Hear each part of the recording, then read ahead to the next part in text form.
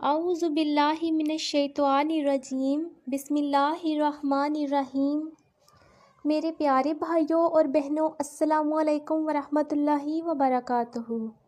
امید کرتی ہوں اللہ کے فضل و کرم سے آپ سب ٹھیک ہوں گے۔ جن بہن بھائیوں نے ابھی تک ہمارا چینل سبسکرائب نہیں کیا، ان سے درخواست ہے کہ ہمارے چینل کو سبسکرائب کریں اور لائک کریں۔ ٹائمنگ بڑھانے کے لیے میڈیسن کا استعمال کرنا جائز ہے یا نہیں؟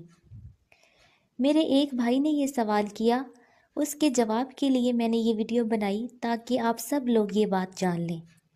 میرے پیارے بھائیوں، آپ سب جان لیں کہ اللہ پاک نے سب مردوں کی جسامت کے مطابق ان کے جسم کے ہر حصے کو تخلیق کیا ہے، اس لیے ہر مرد کی ٹائمنگ اس کے جسم کے مطابق ہوتی ہے، اس کی خوراک پر انحصار کرتی ہے، جو وہ روز خوراک کھاتے ہیں کہ وہ ان کے لیے کتنی مفید ہے۔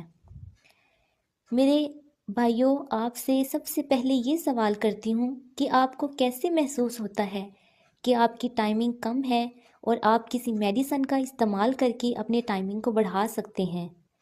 زیادہ تر مرد اس غلط فہمی میں مبتلا رہتے ہیں کہ ان کی ٹائمنگ کم ہے، لیکن حقیقت میں ایسا کچھ نہیں ہوتا، کیونکہ یہ موویز دیکھنے کے بعد ذہن میں بات آتی ہے، وہ سب ایک مووی کی حد تک ہی ہوتا ہے۔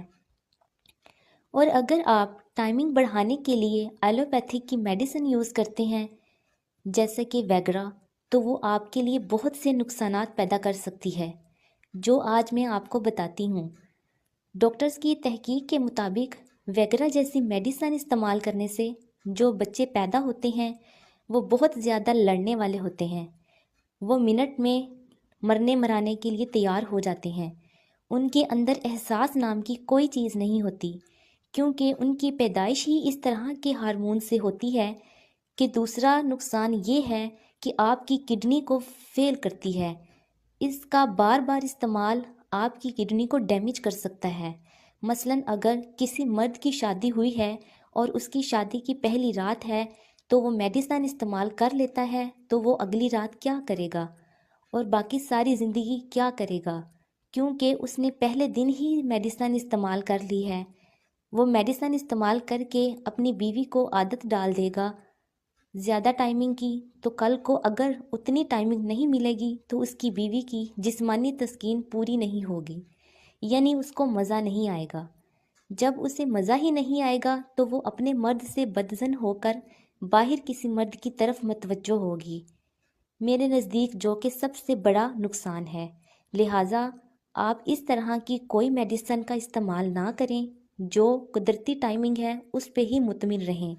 لیکن اگر کوئی شخص بیمار ہے تو وہ اپنا علاج کروائے، نہ کہ ایسی میڈیسن کا استعمال کرے جو وقتی طور پر اس کی ٹائمنگ بڑھائے، ان کا کوئی فائدہ نہیں۔